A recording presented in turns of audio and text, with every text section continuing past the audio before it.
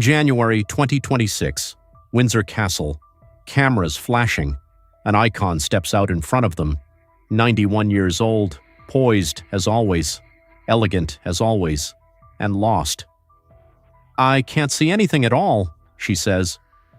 Again and again. She doesn't know which way to turn. She doesn't know where the voices are coming from. The woman who once commanded every room she walked into can no longer see the room at all. This is Dame Judi Dench, and this, right here, is the moment the world finally understood how much she has quietly lost. Let's start there, at Windsor. Because that's the image that's been burned into everyone's mind this year. Photographers calling out, different voices, different directions, all at once. "Just eyes here, please," one of them said.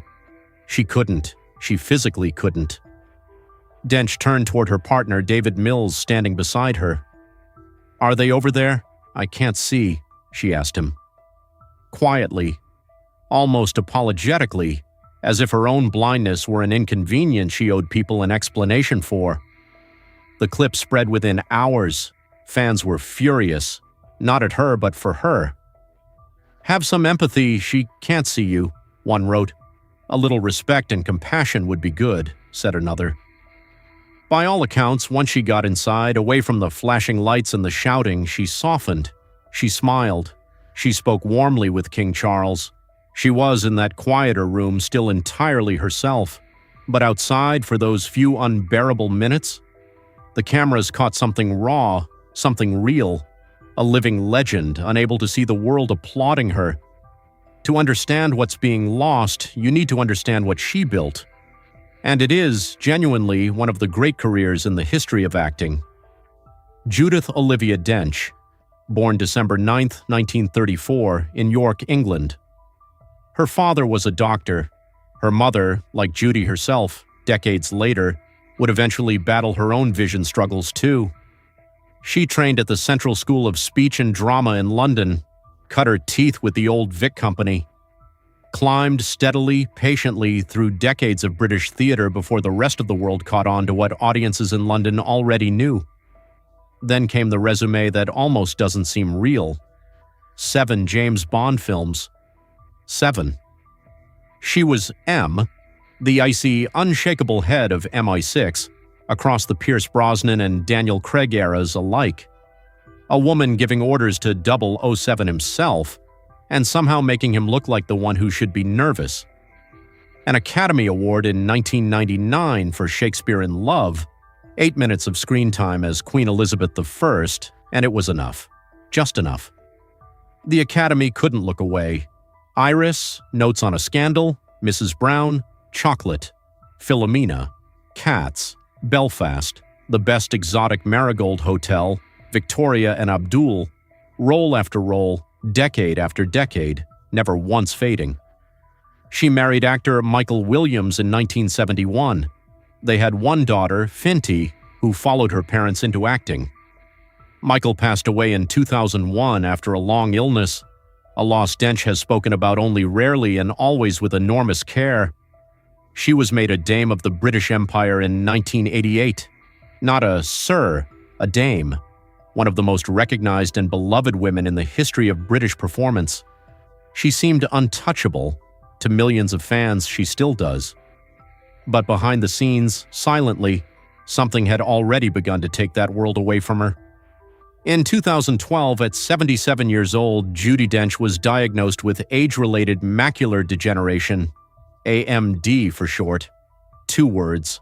A whole life rerouted. It's a disease that attacks the macula, the part of the eye responsible for sharp central vision.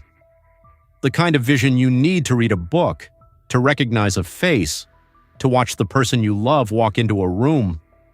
Dench has the wet form of the disease, the aggressive kind, the kind where abnormal blood vessels grow beneath the retina and leak, slowly drowning the sight that's left.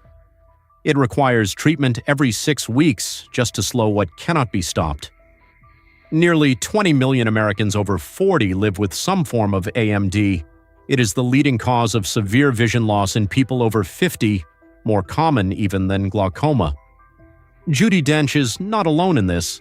But she is, perhaps, its most visible face. Her own mother had it too. And quietly, in interviews she's given only occasionally over the years, Dench has admitted her deepest fear isn't for herself, it's for her daughter, Finty. Because AMD runs in families, because this thing might not be finished with the people she loves, there is no cure, there has never been a cure. Once the vision is gone, doctors will tell you plainly, it does not come back. Treatment can only slow the fall. It cannot stop it, and it cannot reverse it. At first it was small, manageable. She adapted the way she always had, the way she'd adapted to every stage direction and script change in 60 years of work. Then, piece by piece, the world got smaller. She had to give up driving, something she later called one of the most traumatic, most appalling moments of her entire life. "I just know I'll kill somebody," she said, "if I get behind the wheel of a car now." Reading went next. No more newspapers spread out over breakfast. No more crossword puzzles. No more losing an evening inside a novel. "I can't read the paper now," she told Radio Times. "I can't do the crossword. I can't read a book." On the Graham Norton show, she joked, in that dry, unmistakable way of hers, that she needed a machine that not only teaches me my lines but also tells me where they appear on the page. Because scripts had become unreadable. The laugh landed. The truth underneath it didn't. At the Chelsea Flower Show, someone asked if she had any acting work coming up. Her answer was 4 words long and final. No, I can't even see. Small losses, then bigger ones, then almost everything." And then came the interview that stopped people in their tracks. Late 2025, ITV News. She sat beside her old friend and fellow legend, Sir Ian McKellen, 50 years, almost to the day, since the two of them first starred together in a Royal Shakespeare Company production of Macbeth. Him as Macbeth, her as Lady Macbeth. Two 20-something actors who had no idea back then what 50 years would eventually take from one of them. She said the words plainly, no flinching. "I can't recognize anybody now. I can't see the television. I can't see to read." She could make out McKellen's outline, she said. Just the shape of him.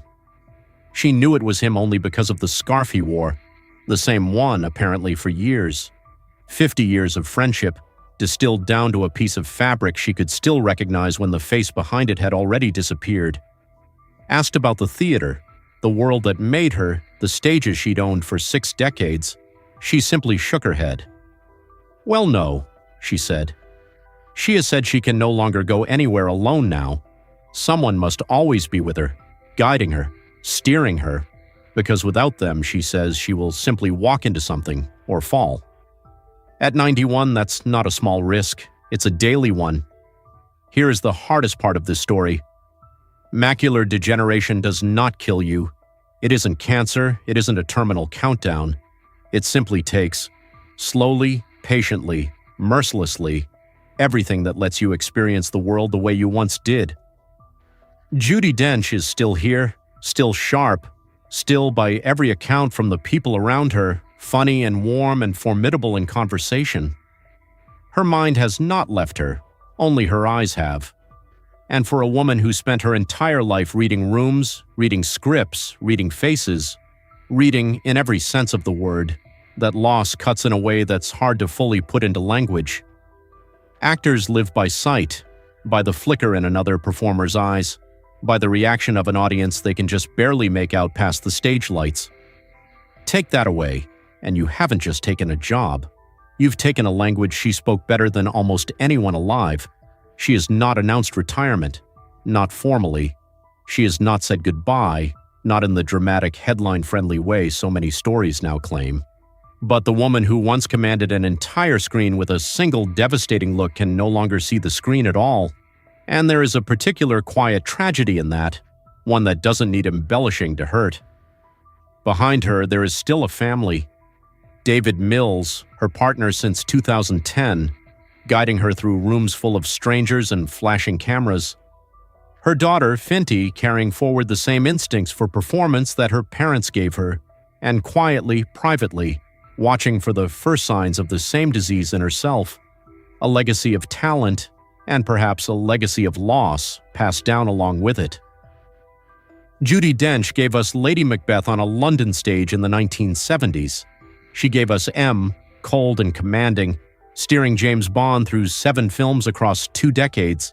She gave us 8 unforgettable minutes in Shakespeare in Love that somehow outweighed performances 3 times as long.